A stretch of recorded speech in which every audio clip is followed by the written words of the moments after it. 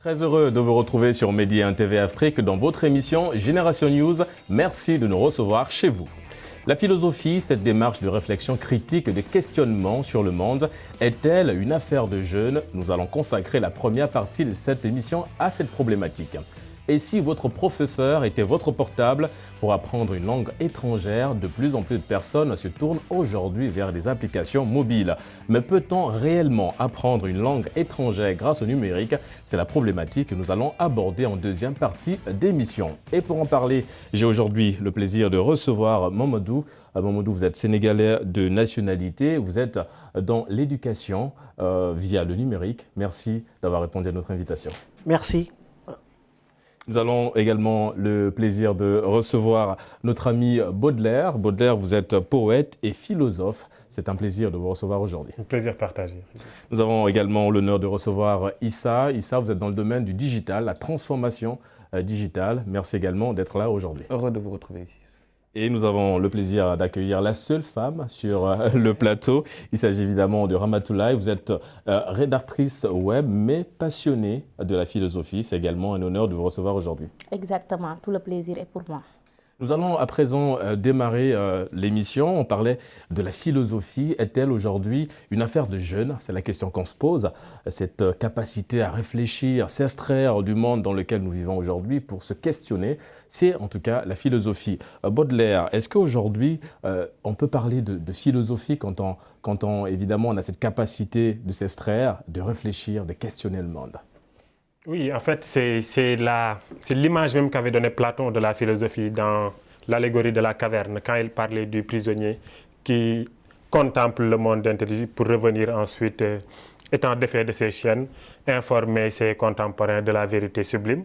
C'est ça, en fait, le philosophe, c'est-à-dire de se détacher des chaînes de la société, de se détacher des préjugés, de se détacher des réalités toutes faites, pour enfin contempler une réalité peut-être intérieure, une réalité humaine au sens, avec grand H, je peux dire, c'est-à-dire une réalité universelle. C'est ça, en fait, la philosophie. Et justement, parlons de cette réalité en faisant allusion évidemment, Mamadou, à la philosophie. Pourquoi cette matière devrait occuper une place essentielle dans l'enseignement? Oui, parce que essentiellement, elle traite des sujets comme la pensée critique, la remise en question sur le plan personnel et comme sur le plan également de la cité, remettre en cause, se projeter. Et je pense que ça fait partie aujourd'hui des compétences que les jeunes ont besoin de développer au XXIe siècle. Donc cette pensée critique, cette communication, cette collaboration. Donc il n'y a pas meilleur exercice pour moi que philosopher, si je peux dire, si je peux m'exprimer ainsi. Quelque part, nous sommes tous philosophes, Issa. Oui, on peut dire que nous sommes tous philosophes dans la mesure où on est en face de certaines problématiques que seule une pensée critique peut régler. Et je prends le pas de Mamadou quand il parle de revenir dans la philosophie à la base, parce que quand on voit à l'école, par exemple, si on ne stimule pas cette créativité, cette pensée critique des enfants-là, ils vont tomber dans le piège actuellement de la modernité. Le piège de la modernité, c'est qu'actuellement, 80% d'entre eux sont dans les Snapchat, Facebook, Google, YouTube et tout ça. Donc en fait, ils ont tendance à être un peu plus bêtes, excusez-moi un peu du terme, mais c'est ça en fait. Vous leur posez des questions, mais ils n'ont pas une certaine culture générale. Ils ne parviennent pas à remettre en question certaines problématiques. Et le fait de leur donner, de les inculquer ces valeurs-là depuis la base, je pense que c'est très important aussi. En parlant de la base, inculquer ces valeurs de philosophie depuis la base, le Mozambique et le Kenya, également le Canada, ont mis en place un projet d'initiation à la philosophie aux jeunes, c'est-à-dire des activités où les jeunes de 8 ans, donc dès le préscolaire, arrivent à échanger sur des problèmes auxquels ils sont confrontés. Une initiative louable, Ramatoulaye. Merci. Bonjour à tous nos téléspectateurs. Très intéressante thématique et je pense que ça doit être quelque chose que tout le monde devrait réfléchir dessus, tout le monde devrait penser sur cette thématique-là. Et aussi par rapport à la philosophie dès le bas âge, c'est très important aujourd'hui. Ça, il faut le noter. Ça ne doit pas seulement être une affaire pour le Canada ou pour la Mozambique, ça doit être pour tous les pays. Chaque pays dans son système éducatif doit intégrer la philosophie dès le bas âge. Parce qu'il faut noter une chose qui est très importante. Les enfants ont une curiosité qu'ils développent dès le bas âge. Donc aujourd'hui, les adultes qui les enseignent ne doivent pas restreindre ou bien les contraindre à ne pas développer cette curiosité-là. Aujourd'hui, ce sont ces enfants-là qui demain vont diriger ou bien vont gérer les plus grandes sociétés du monde. Donc il faut dès un certain âge leur apprendre à réfléchir par eux-mêmes, à poser les bonnes questions et à trouver des solutions par eux-mêmes. Et ne pas les contraindre à exécuter, mais à penser, à réfléchir et à concrétiser cela. Donc, je pense quelque part, oui, Voilà. allez-y, Baudelaire. Je pense qu'actuellement, le plus grand piège de l'homme, c'est l'apostat identitaire. Senghor parlait d'enracinement puis d'ouverture. La société sénégalaise avait déjà réglé le problème du bas âge, de l'apprentissage philosophique dès le bas âge, à travers le conte. Souvenez-vous, Lévi-Strauss disait « Les contes sont des mythes auxquels on a cessé de croire ». On vous dit que la philosophie est née du mythe. Maintenant, à chaque conte, il y a une leçon didactique qui permettra à l'enfant de se remettre en question, qui lui permettra une réflexion sur lui-même et sur son environnement. Maintenant, après le conte, après avoir dépassé la dimension du conte, il y a la dimension de la réflexion. Ça, c'était pour les jeunes, pour la jeunesse, la dimension de la réflexion, du questionnement sur la société en général. Mais après, nos vieux se retrouvaient sous l'arbre à palabres pour parler des choses relatives à la sagesse. C'est pourquoi Mme Pateba disait, en Afrique, un vieillard qui meurt est une bibliothèque qui brûle. Hassan Silla nous dit que ce n'est pas des relations qui sont diverses, qui n'ont aucun lien. Non, non, non. La philosophie et la sagesse sont intimement liées. Il s'agit d'une réflexion et d'un mode de vie. C'est juste un problème de nomination parce que la philosophie, elle est amour et quête de la sagesse, alors que amour et quête de la connaissance, la sagesse, c'est l'application juste de cette connaissance. Et Ramatoulaye parlait d'un point qui est très essentiel, l'enseignement évidemment de la philosophie dès le bas âge. Que faut-il faire aujourd'hui? C'est reformer le système, revoir la manière d'enseigner la philosophie à l'école aujourd'hui? Oui, je pense qu'il faut inévitablement reformer l'éducation, mais étant dans le secteur, je sais que ce n'est pas la chose la plus facile à faire, parce que réformer l'éducation, écoutez, les gens essayent depuis plusieurs années, mais c'est très difficile, parce qu'enfin, il y a des choses qui sont ancrées. Il ne faut pas aussi voir l'éducation uniquement sur le privé. On a également dans tous les coins du Sénégal, il y a aussi la formation des formateurs, des enseignants. Mais moi, je pense que si on est d'accord que l'enfant à bas âge, et comme Issa le disait tout à l'heure, il ne faudrait pas qu'ils deviennent des suiveurs, parce que c'est là, en réalité, qu'ils puissent être eux aussi, avoir la capacité de réfléchir, de remettre en cause, de créer. Et pour créer, il faut avoir cette pensée critique. Pour créer, il faut se remettre en cause. Pour créer, il faudrait que dans votre cursus, à un moment donné, on vous ait amené à chercher. Alors qu'aujourd'hui, je mets à défi. Je suis sûr que si je regarde les cahiers ou les devoirs de mon petit frère ou d'un neveu ou CE1 ou CM2, ce n'est pas loin de ce que moi, j'ai eu à faire. Donc, un problème se pose. Donc, inévitablement, je pense qu'il faut reformer. Mais comment reformer, je ne sais pas, mais je pense que si on est tous d'accord qu'il faut de la pensée critique, il faudrait que ça soit développé par les jeunes, je pense qu'on va y arriver. Et la solution n'est pas qu'à l'école. Je pense que Baudelaire l'a dit, la solution n'est pas qu'à l'école. Peut-être qu'il y a une éducation informelle au niveau des comptes, au niveau de la famille, qu'il faut redonner plus de pouvoir pour qu'on sente que l'éducation, ce n'est pas une affaire uniquement de l'école. Et la philosophie, ça reste une matière assez transversale, parce que quand on regarde aujourd'hui le développement personnel, c'est de la philosophie, la psychologie, la sociologie, c'est de la philosophie, cette capacité à comprendre et à étudier l'autre, ça reste une matière importante. Bien sûr, prenez un exemple sur le droit, par exemple. Sur le droit, au Sénégal, on a ce qu'on appelle, il y a le droit sénégalais et il y a le contrat social sénégalais, donc ce qu'on a appris en sciences politiques.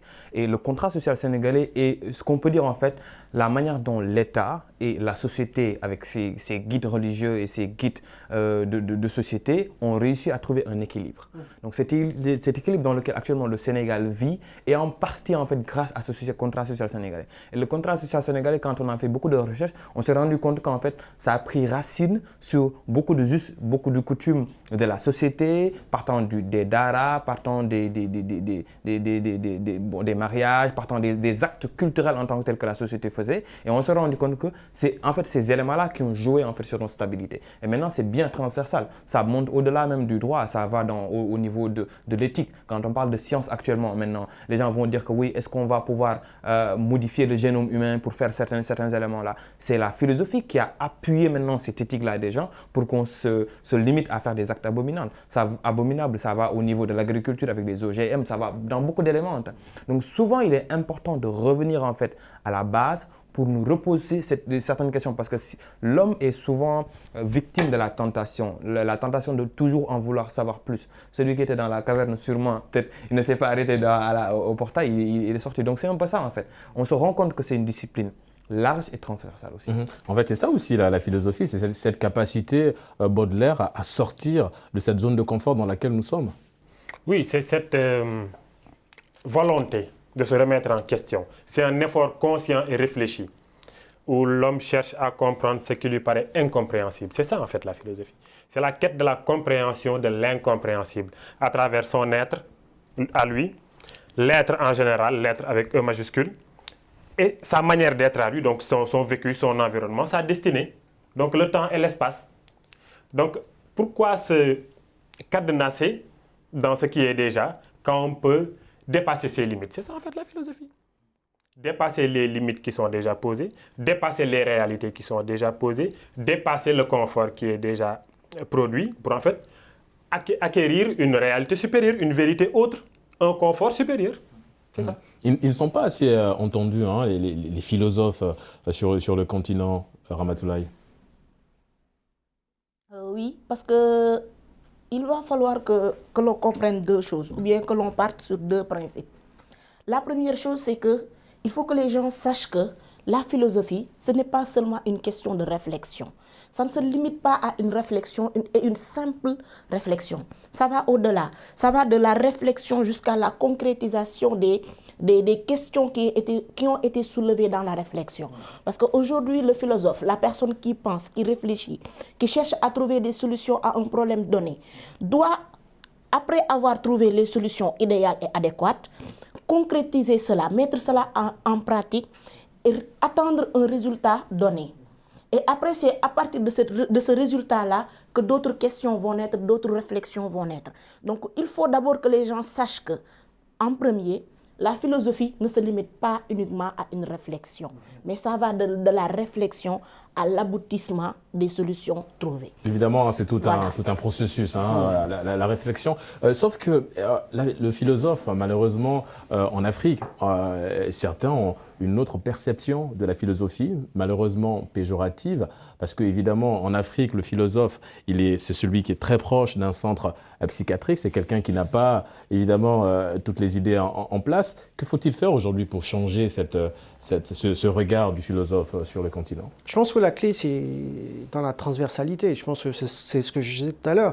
C'est-à-dire que si on comprend que dans philosophie, il y a des exercices qui sont importants à développer et sur le plan comportemental, de la manière de réfléchir, de résoudre les problèmes, comme dit Rama, jusqu'à la concrétisation, il suffit pour nous dans cette masse de prendre ce qu'il faut aux jeunes, à l'enfant, à chaque étape et pouvoir l'inculquer. Donc, au finish, tout le monde aura fait de la philosophie sans qu'elle ne soit, je vais dire, forcément une discipline à part entière. Elle doit être une discipline à part entière, certes, mais je veux dire qu'aujourd'hui, on va plus voir le jeune au bout en train de réfléchir et dire, mais écoutez, est-ce que finalement on a besoin d'utiliser un téléphone portable? On dit, ah mais toi tu es un philosophe. Ah non, parce que c'est ça.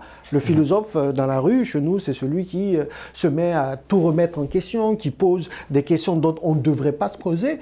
Mais si on a eu toutes ces découvertes scientifiques dans le monde, c'est parce que des gens se sont posés des questions, qui se sont dit non, il n'y a pas de hasard, il y a des choses qui sont tangibles et ça a donné ce résultat-là. Moi, je pense que pour changer, il faut démystifier, parce que c'est aussi ça. Il faut démystifier, pas que la philosophie, les mathématiques. Aujourd'hui, on se perd à dire, ben, écoutez, on a trop de bacheliers littéraires, c'est parce qu'on a passé tout le temps à mystifier un certain nombre de disciplines qu'il faut aujourd'hui démystifier. C'est la philosophie, c'est les mathématiques, et peut-être que les mathématiques font même partie de la philosophie. Il y a une partie, en fait, quelque chose que je voudrais ajouter sur ce que vous venez juste de dire, en fait. Quand on prend le domaine de l'entrepreneuriat, par exemple, il y a Simon Sinek qui a écrit dans son livre « Start with the why », commencer par le pourquoi en tant que tel. Et il a démontré comment est-ce que les grandes entreprises qui ont les plus réussi à travers le monde ne sont pas focalisées sur le problème, ils sont focalisés sur le pourquoi.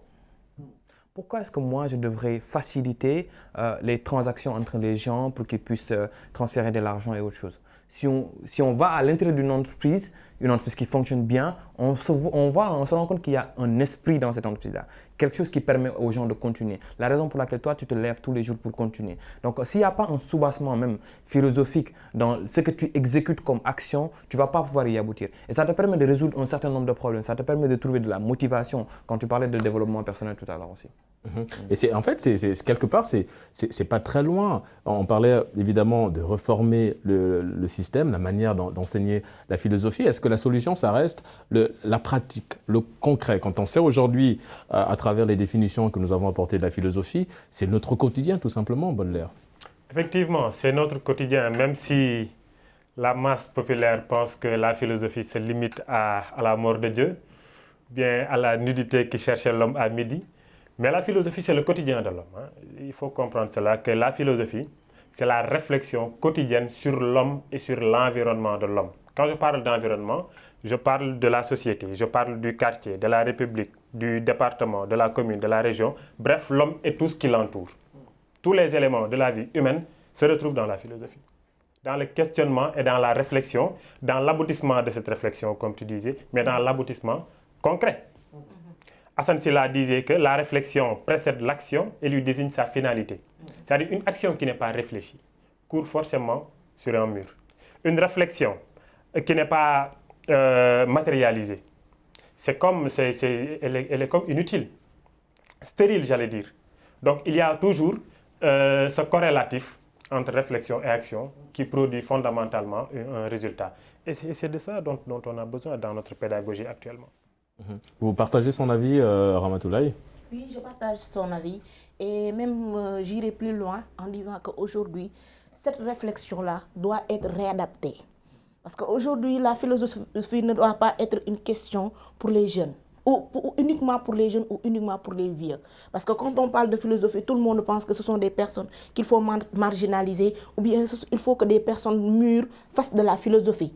J'aimerais que l'on réadapte la philosophie, que l'on consacre la philosophie aux jeunes aussi. Parce que ça, c'est important. Il faut que les enfants apprennent à réfléchir. Il faut qu'on laisse les enfants... C'est déjà le cas aujourd'hui, voilà. Au préscolaire, au secondaire, on apprend de la philosophie. Voilà. Mais pourquoi aujourd'hui on se retrouve avec, excusez-moi du terme, une jeunesse un petit peu endormie? C'est parce que la méthode n'est pas bonne. Aujourd'hui, il y a un problème avec la méthode d'enseigner la philosophie. Tantôt je le dis tantôt je l'ai dit et je vais le redire encore. Aujourd'hui, nous ne devons pas trouver une personne dans sa zone de confort et vouloir la tirer dans cette zone-là. Il faut qu'on cherche qu'est-ce qui intéresse réellement les jeunes, comment les jeunes agissent, comment ils font avec ce qu'ils ont sous la main. Comment ils arrivent à porter des réflexions et sur quoi portent-ils aujourd'hui leurs réflexions? Et c'est à partir de là que nous devons chercher une meilleure méthode pour pouvoir intégrer cette réflexion-là, cette philosophie-là chez eux. Les pousser à réfléchir, mais dans leur zone de confort. Pas en les arrachant ou en leur forçant à apprendre Platon, Socrate, qui, je cite bien, sont très intéressants et ce sont de grands philosophes. Mais aujourd'hui, avec le monde qui évolue, il faut réadapter l'apprentissage de la philosophie aux réalités mondaines dans laquelle nous sommes. Justement, par rapport à ça, Mamadou, comment la philosophie influence-t-elle aujourd'hui l'apprentissage des jeunes?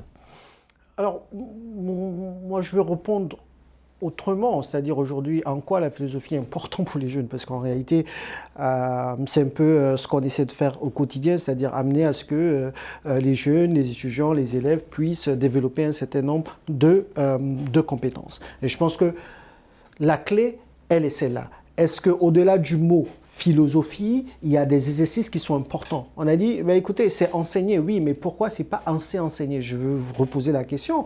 Combien de fois, quand on était à l'université ou au collège, on est sorti de nos universités, on est sorti de nos collèges pour aller faire des recherches?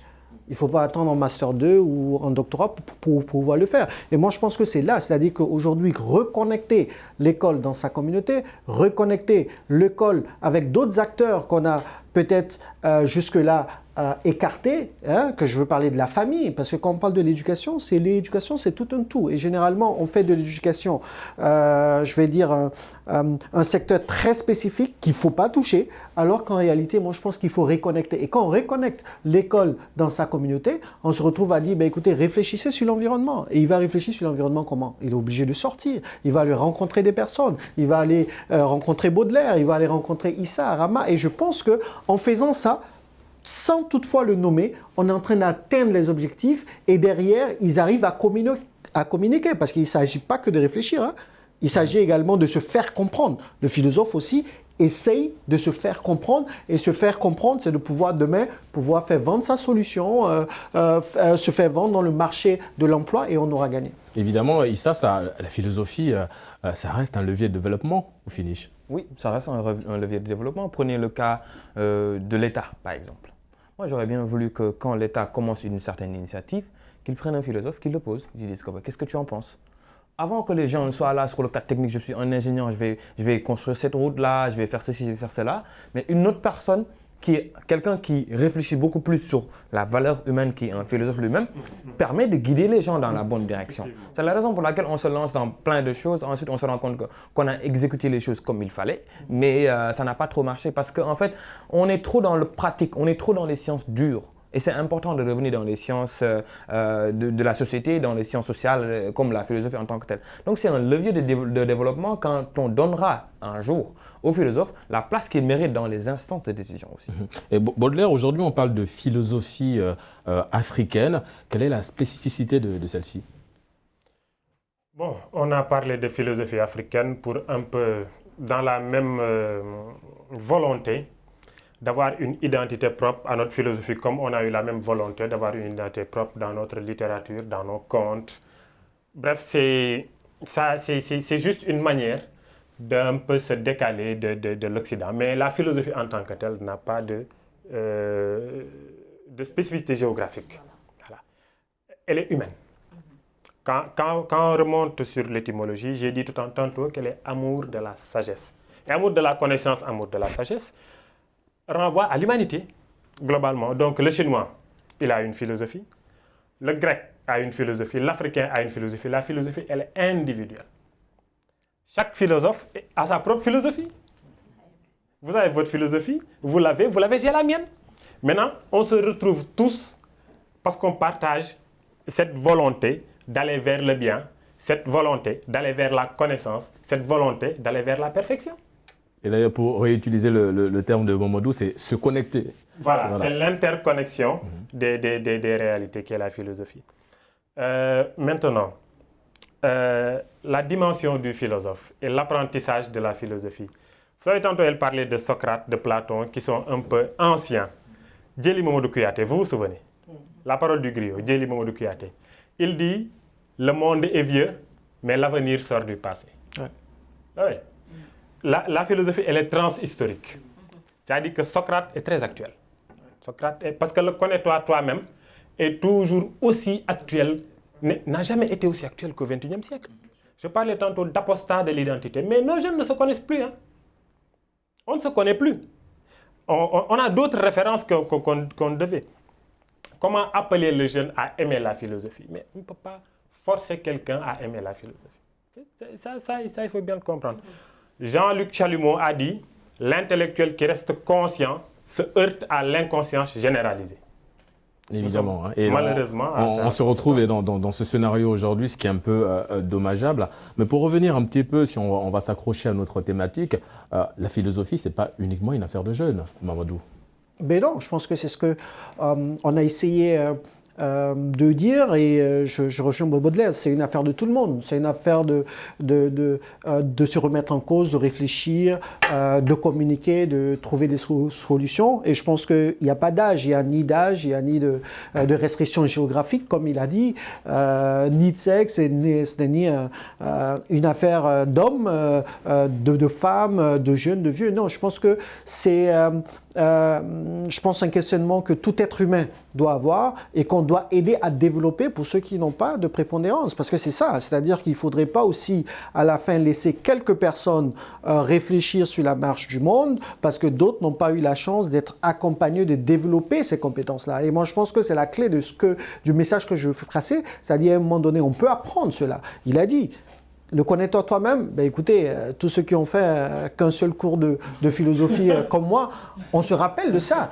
Et aujourd'hui, quand on voit tous les gourous du développement personnel, on se pose des questions. Est-ce que c'est pas en train de faire de la philosophie? Issa l'a dit tout à l'heure. Est-ce que des sociologues ou d'autres personnes doivent être en amont de tout ce qui est implémentation d'infrastructures? Je me rappelle de cette anecdote très rapidement dans un cours de gestion de projet où on disait qu'il y a des expatriés qui sont venus apporter des solutions dans un village parce qu'ils voyaient des femmes qui traversaient 5 km chaque fois au marigot pour aller prendre de l'eau. Et ils se sont dit, ben non, pour ne pas faire souffrir ces dames-là, ils ont creuser un puits au milieu du village pour permettre à ces femmes-là de prendre de l'eau juste à côté. Mais quand ils reviennent après, ils se rendent compte que les femmes délaissent ce puits et ils vont toujours à 5 km prendre de l'eau. Et quand ils s'approchent d'elles pour savoir, ils se sont dit non, mais écoutez, nous, quand on va prendre l'eau, c'est le seul moyen ou c'est le seul moment qu'on est hors de nos familles ou bien hors de nos maris ou loin de nos maris pour discuter, échanger sur les choses de la famille. Ça veut dire que derrière, comme Issa l'a dit, l'entrepreneur, il n'apporte pas que des solutions, il réfléchit. Il réfléchit à voir quelle est la meilleure solution et pour ça, il discute. Il y a beaucoup de processus, on peut l'appeler design thinking. Il y a tellement de nouveaux, mais pour moi, derrière tout ça, c'est la philosophie. C'est évidemment la philosophie et c'est l'heure pour nous de marquer une courte pause. On se retrouve dans une poignée de minutes pour la deuxième et dernière partie de votre émission Génération News. À tout de suite.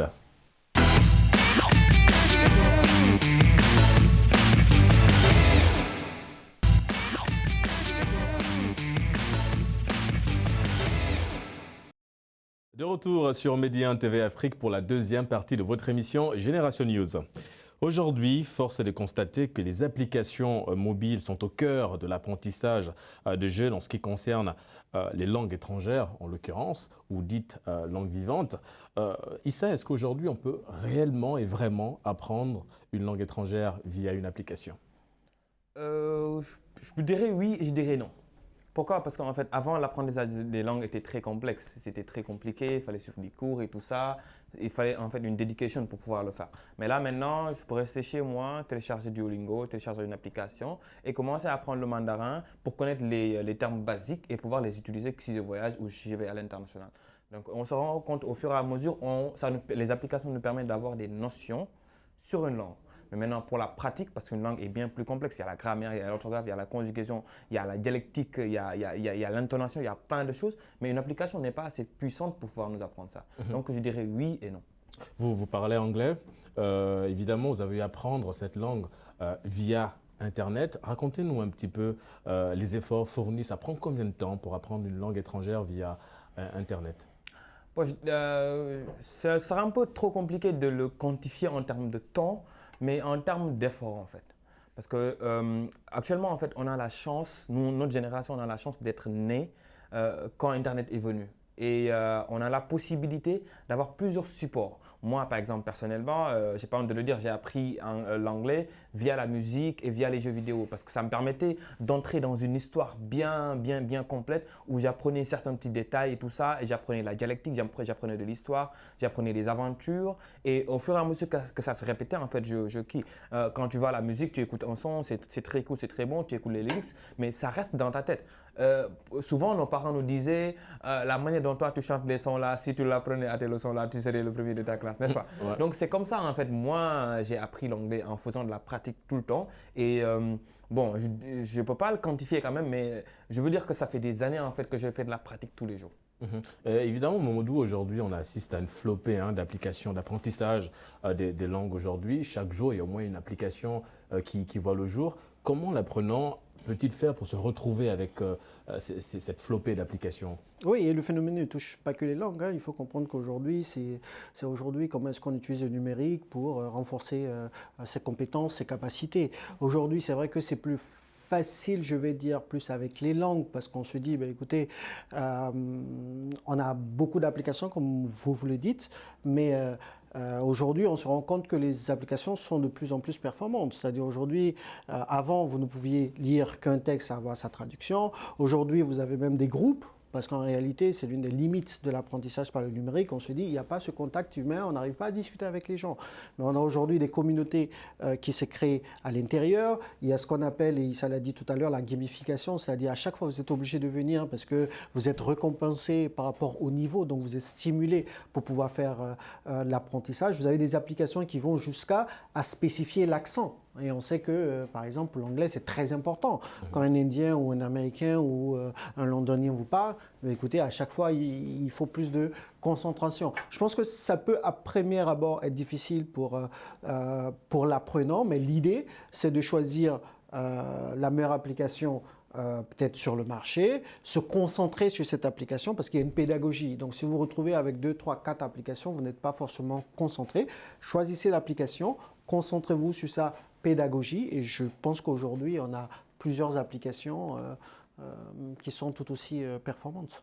Baudelaire, Mamadou parlait d'un point qui est très intéressant, c'est évidemment les limites de l'apprentissage des langues étrangères sur les applications. On parlait, vous avez fait allusion à cette interactivité, interaction entre le professeur et évidemment l'apprenant. Ce n'est pas le cas sur l'application parce que l'application évidemment vous indique uniquement si vous avez fait une faute, enfin si vous avez fait le bon ou le mauvais choix. Mais le professeur, il va plus loin en soulignant la faute, l'apprentissage, le vocabulaire, comme l'a souligné Issa. Est-ce qu'aujourd'hui, Baudelaire, l'apprentissage traditionnel, c'est-à-dire dans un centre de formation pour apprendre l'anglais ou l'espagnol, ça reste aujourd'hui la meilleure solution? Incontestablement, ça reste la meilleure solution dans la mesure où l'informatique, les applications, se limitent aux notions. Comme l'a dit ça tout à l'heure, il y a des notions qui sont données et ça facilite la vie, certainement, surtout des voyageurs. Mais Saussure, Ferdinand de Saussure, nous disait que le fleuve de la langue coule sans interruption. Donc il faut à chaque fois ce contact humain. Parce que la langue, quand même, c'est le mode de transmission de l'épistémé, de l'ensemble des connaissances.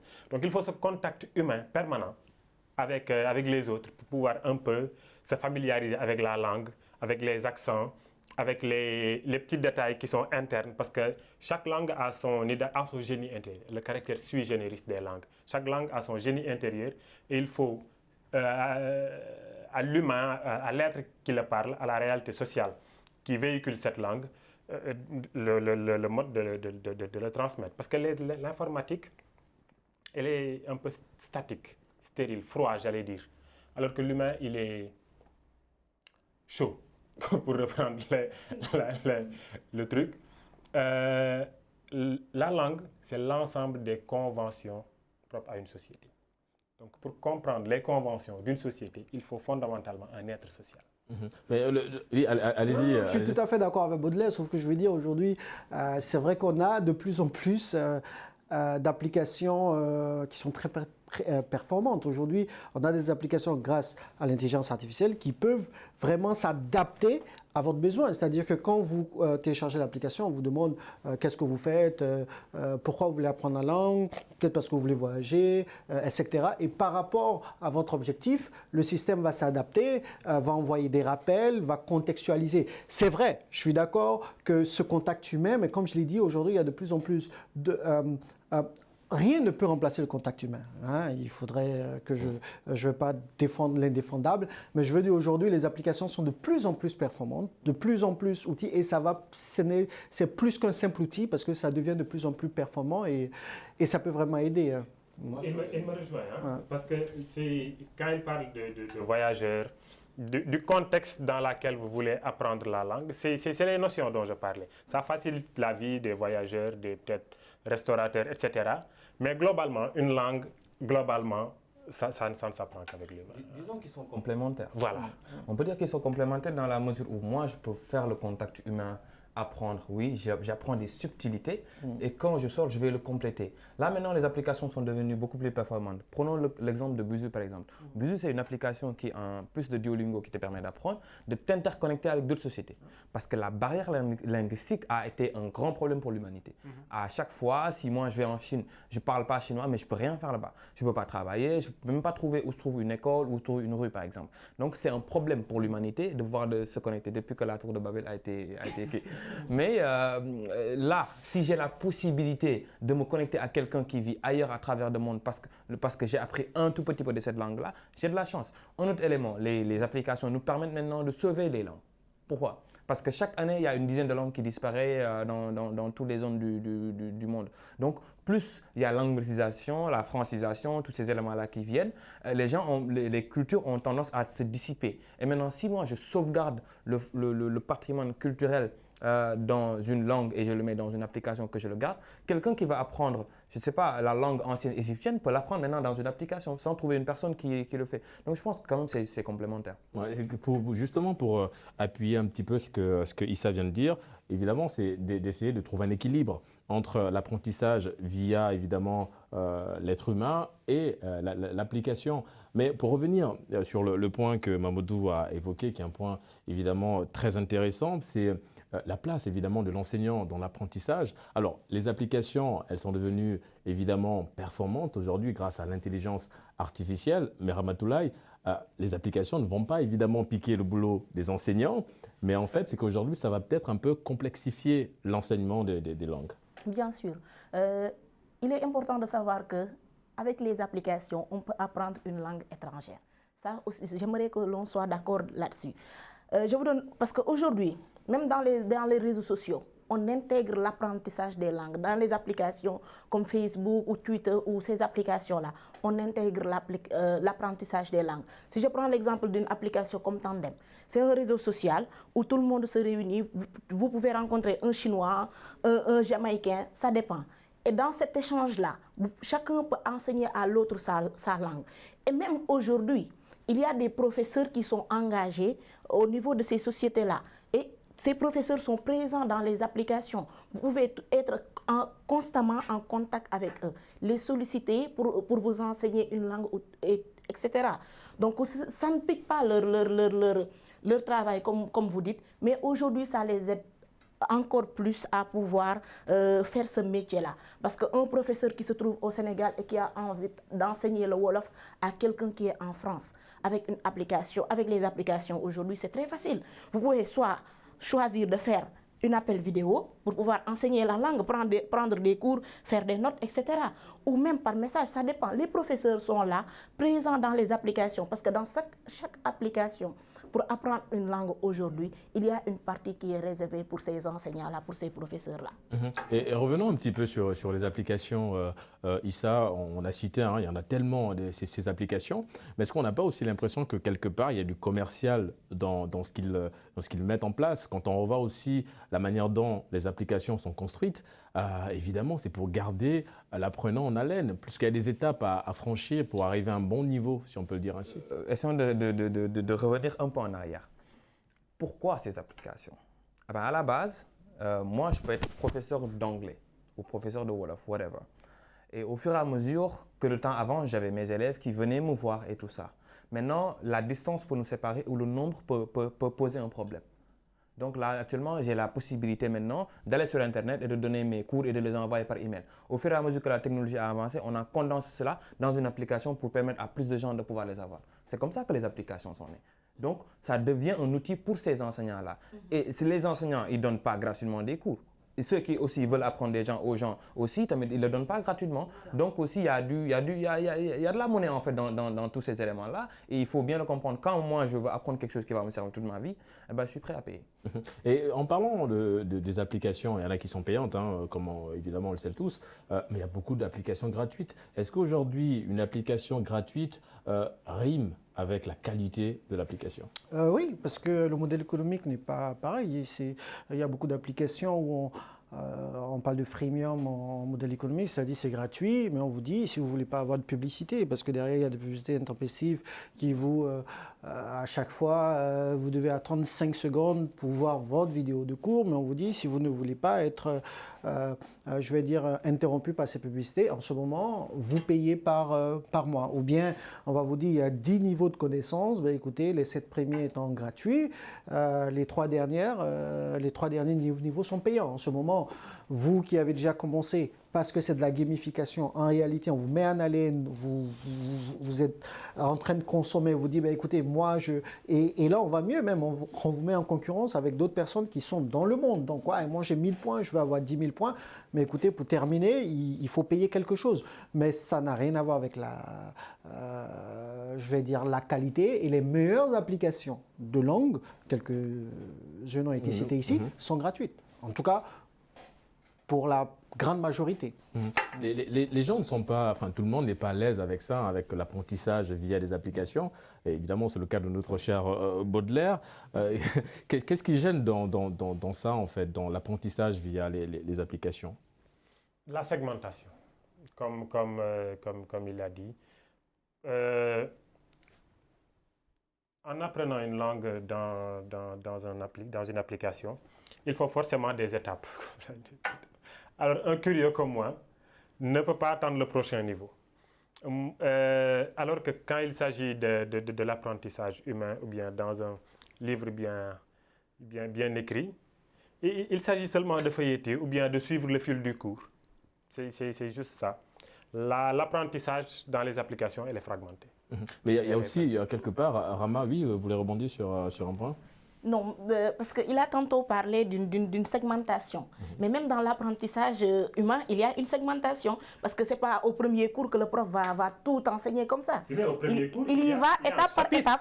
Au premier cours, il y a un chapitre qui est consulté. C'est la même chose dans les applications. Alors, dans les applications, il y a une fragmentation qui n'est pas forcément logique. Et c'est par chapitre. Par exemple, si je prends les applications qui vous apprennent le français, ils vous apprennent d'abord le présent de l'indicatif qui est une base.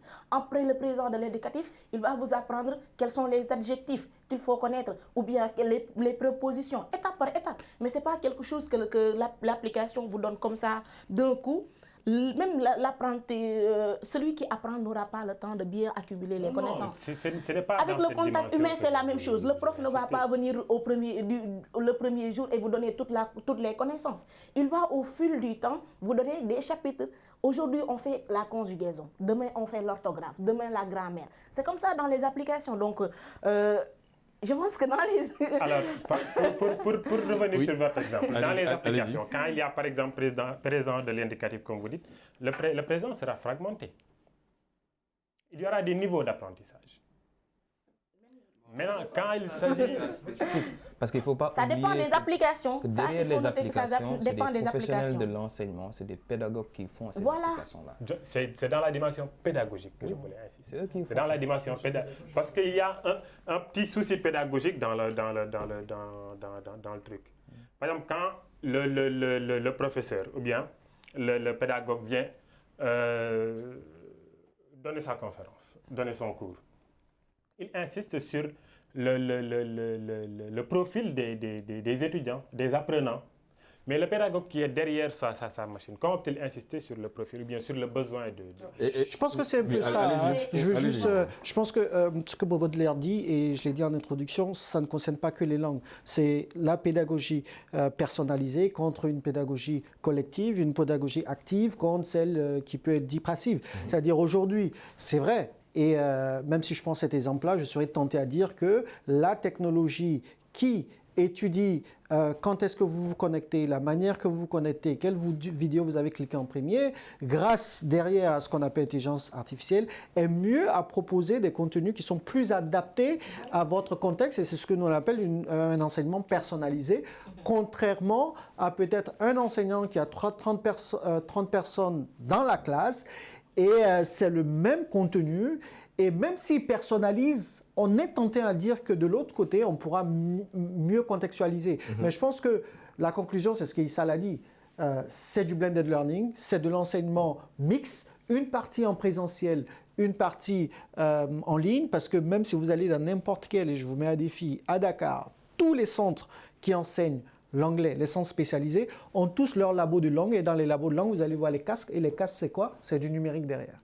Justement, en parlant du numérique, associer l'audio à l'image, ça reste évidemment un procédé très intéressant et très efficace dans l'apprentissage de la langue.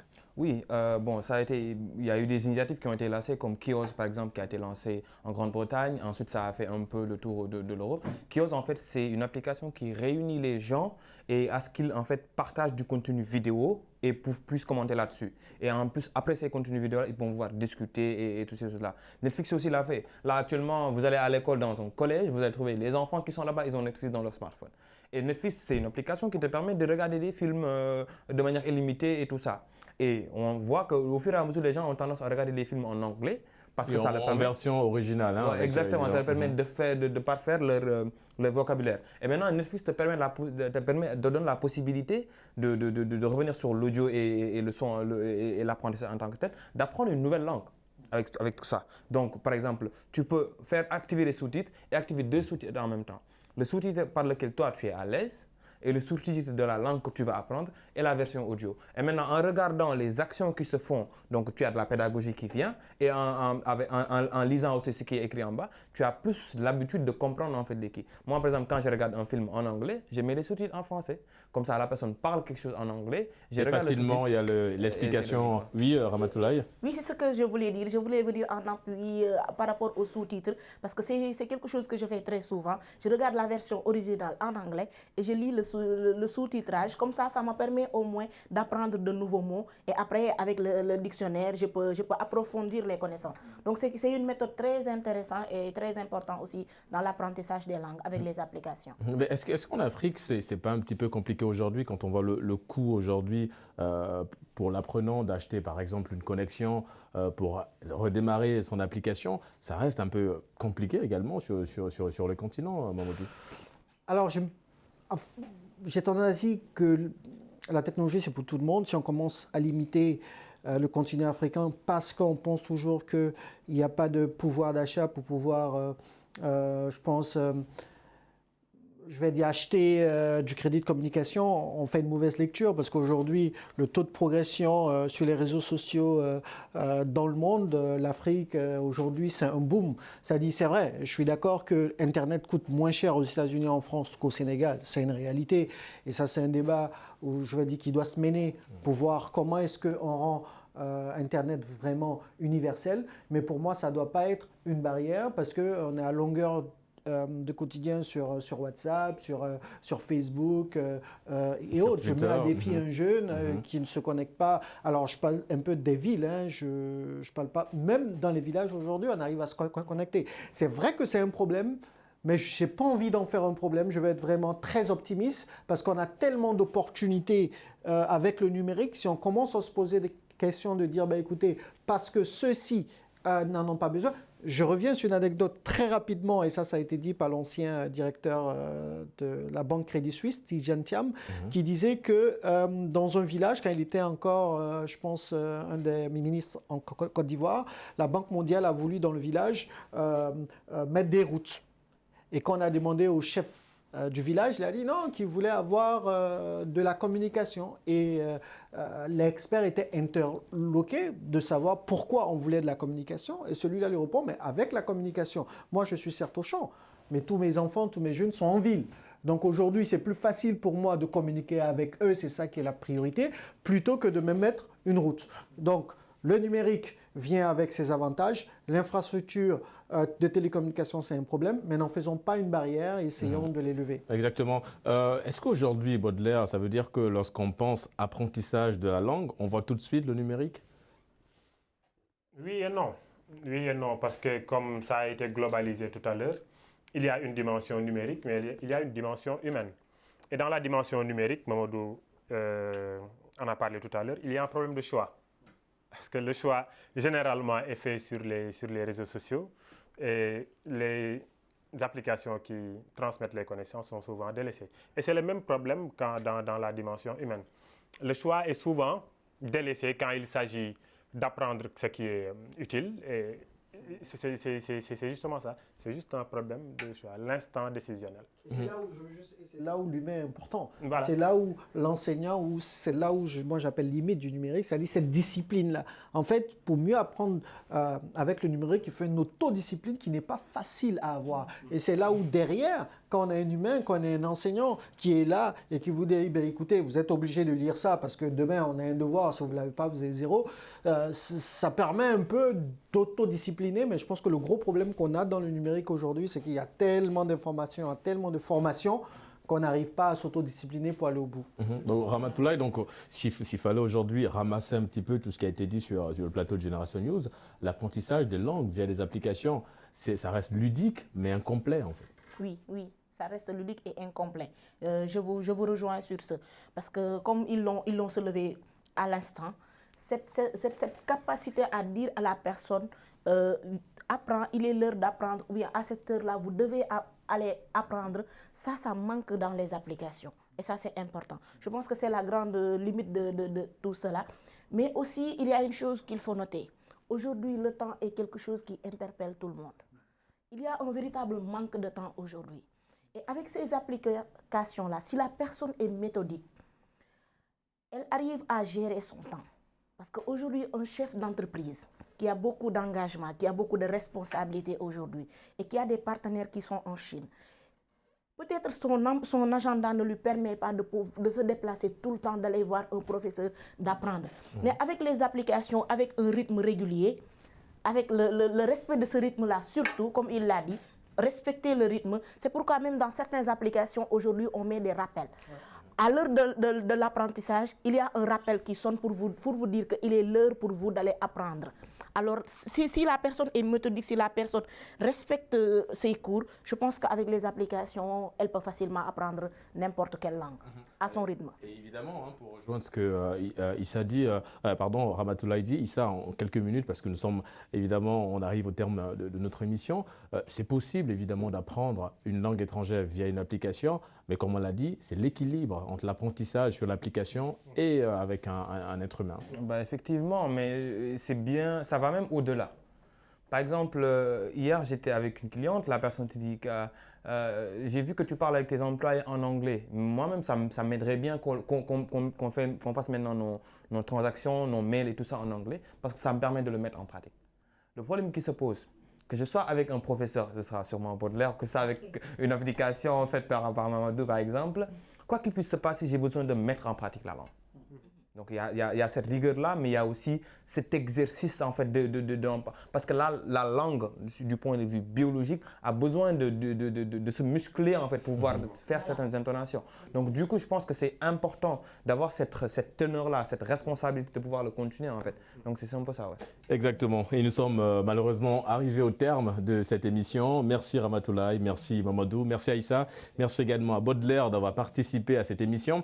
Merci également à vous, chers téléspectateurs, de nous avoir suivis. Nous vous donnons évidemment rendez-vous la semaine prochaine pour un autre numéro de votre émission Génération News, l'émission qui prend à cœur les problèmes liés à la jeunesse. Bonne suite des programmes sur Média TV Africa.